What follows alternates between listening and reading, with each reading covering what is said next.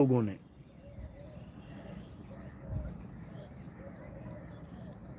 कहीं जाने की जरूरत नहीं है, कहीं भी जाने की जरूरत नहीं है। मन चंगा तो कठौती में गंगा, समझ लो। कबीर मन निर्मल भया, और जैसे गंगा नीर, और पाछे पाछे हरि फिरें, कहें कबीर कबीर। कहते हैं वो हरि खुद तो तुम्हारे आगे पीछे घूमेगा, तुम कहां जा रहे हो डुबकी मारने। लेकिन नहीं समझ में आ रहा,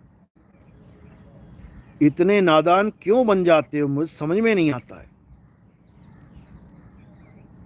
जिसकी दुकान है वो तो आवाज लगाएगा, आ जाओ आ जाओ आ जाओ, उसका तो काम ही यही है। लेकिन कम से कम ग्राहक को तो सोच विचार के आगे बढ़ना चाहिए।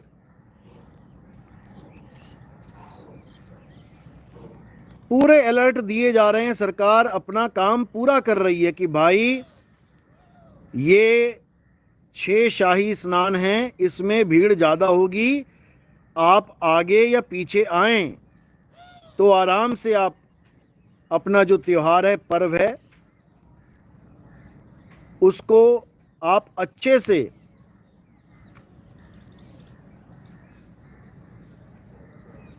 आनंद से मना सकते हैं। लेकिन नहीं समझ में आ रहा, महाराज जी को शाही स्नान चाहिए। हफ्ता हफ्ता घर में नहाता ना हो, कभी बास मारती हो 4-4 फुट से, लेकिन महाराज जी को शाही स्नान चाहिए। ले ले शाही स्नान।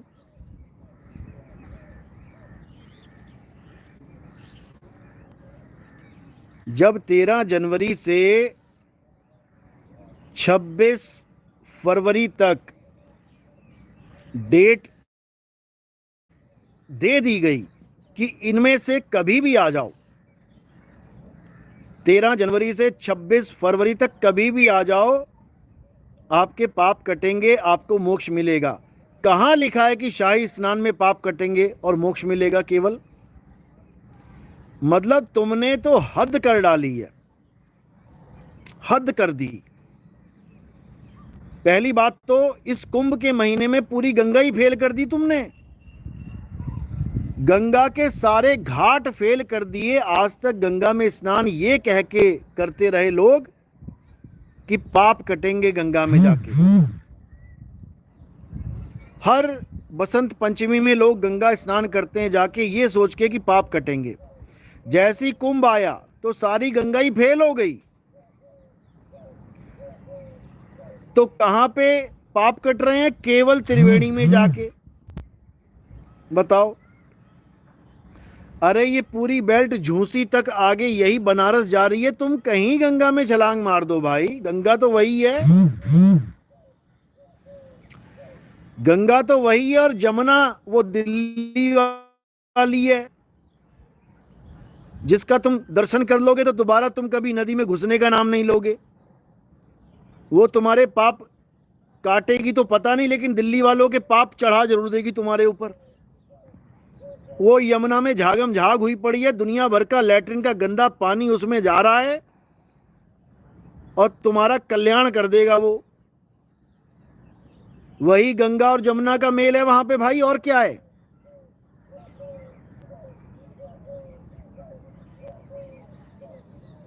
कमाल कर दी।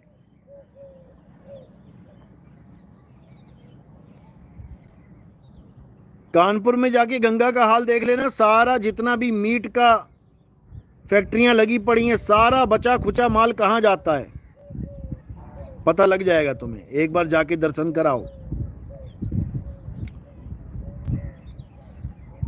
तो भाई अभी तो केवल 3 शाही स्नान हुए हैं, अभी 3 बाकी हैं, समझ लो। ये 3 संभाल लेना। वही हरकत मत कर देना जो पहले कर दी है तुमने।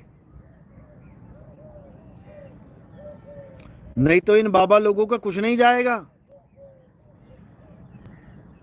तुम्हारी माँ, तुम्हारी बहन, तुम्हारा भाई, तुम्हारे बच्चे मरेंगे, बाबा तो पल्ला झाड़ देगा 2 मिनट में।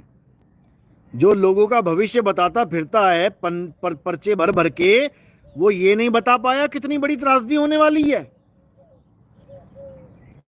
वो ये नहीं बता पाया कि क्या कांड होने वाला है वहां पे।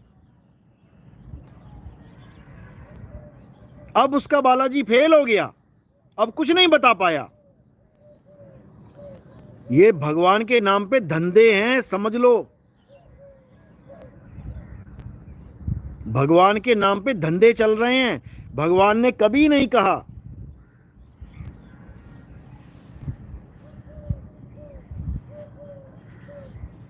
कि तुम मेरे नाम पे मंदिर बनाओ।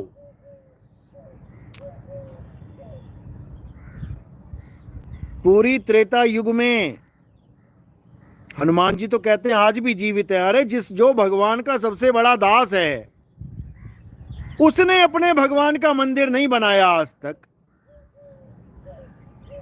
दिखा दो कहीं हनुमान जी ने मंदिर बनाया हो श्री रामचंद्र जी का। जो भगवान राम का सबसे बड़ा दास है, जिसका मुकाबला कोई कर ही नहीं सकता, अरे वो मंदिर नहीं बना रहा है। और इन लोगों ने 4 मंत्र पढ़ लिए, ये उस भगवान राम का मंदिर बना बना के, समझ लो।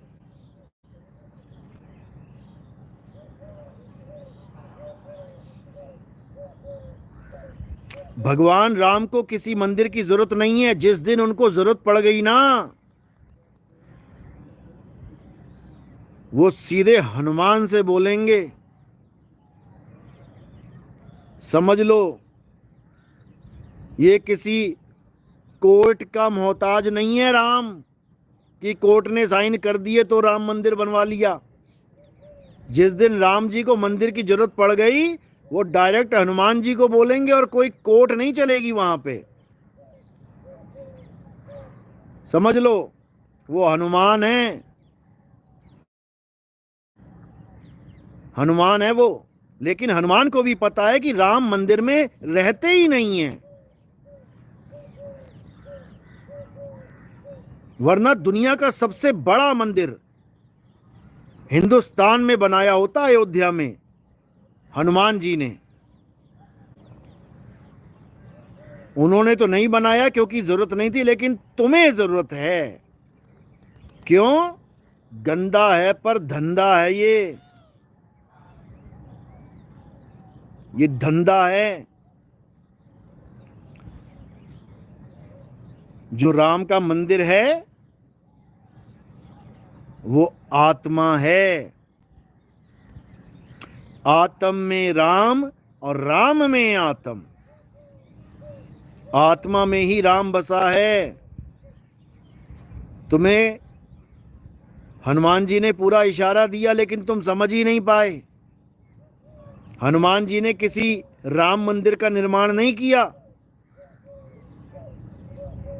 हनुमान जी ने अपना सीना चीर के दिखा दिया कि मेरा राम मुझ में बसता है।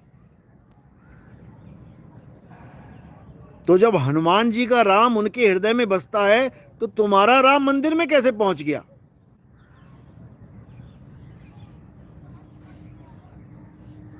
समझ लो, ये कुंभ और कुछ नहीं, ये कुंभ तुम्हारी काया ही है। काया रूपी कुंभ में स्नान करना है। जल में कुंभ, कुंभ में जल है, बाहर भीतर पानी, और फूटा कुंभ जल जल ही समाया, बूझे बिरला ज्ञानी। ये काया रूपी कुंभ है, इसमें जल है, जीव रूपी जल।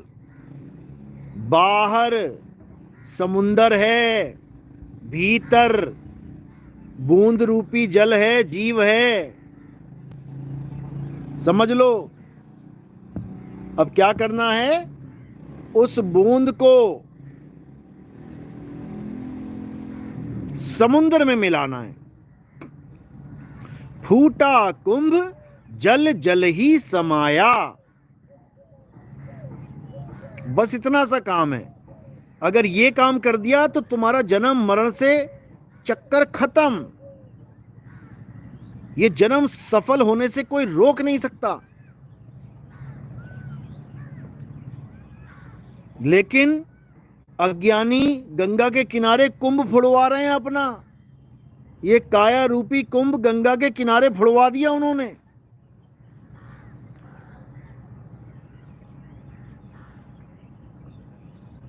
दिक्कत ये है, अब घड़ा फूट गया तो ये अज्ञानी बाबा लोग क्या बोल रहे हैं, अरे मरना तो सबने है एक दिन, गंगा के किनारे मरा है। मरा नहीं, मोक्ष प्राप्ति हो गई। बाबा को भी गंगा के किनारे घसीट लो एक बार। जरा बाबा को 10 लाख लोगों के पैरों के नीचे जरा रौंदो एक बार, तो बाबा को पता लगे कि मोक्ष क्या होता है और दर्दनाक मौत क्या होती है। पता लगे बाबा को। कहना आसान है, अपनी माँ बहन, अपना भाई, अपना बाप नहीं मरा तो कुछ भी बोल दो। कितनी देर लगती है, कुछ भी बोल दो, मोक्ष हो गया। तू देखने गया था वहां कि पहुंच गए कि नहीं पहुंच गए स्वर्ग में। इतना आसान कर दिया इन लोगों ने, भेड़ बकरियां बना दिए इन्होंने इंसान की मौत को, कि 4 बकरियां मर गई कोई बात नहीं, 4 भेड़ें मर गई कोई बात नहीं। हद कर दी इन्होंने, हद। लोगों को भविष्य बताता फिरता है, और जिन लोगों को इसने खुद बुलाया उनका भविष्य इसको पता नहीं है। इसके आवाहन पे ही लोग आए हैं, इसके बुलाने पे ही लोग आए हैं ज्यादा। लेकिन अब पल्ला झाड़ रहा है मोक्ष की दुहाई देके। तो भाई ऐसे नहीं होता है, ऐसे नहीं होता। एक तो वो पहले ही शाही स्नान है, ऊपर से तुम लोग और बुलाओगे लोगों को, तो भाई वहां पर जो इंतजाम करके बैठे हैं तुम्हारे घर में ही लगा लो। तुमने 300-400 लोगों का इंतजाम किया है, शादी है घर में, 400 लोगों का इंतजाम किया है, अब बारात वाले 40,000 पहुंच जाएं तो क्या हालत हो जाएगी तुम्हारी।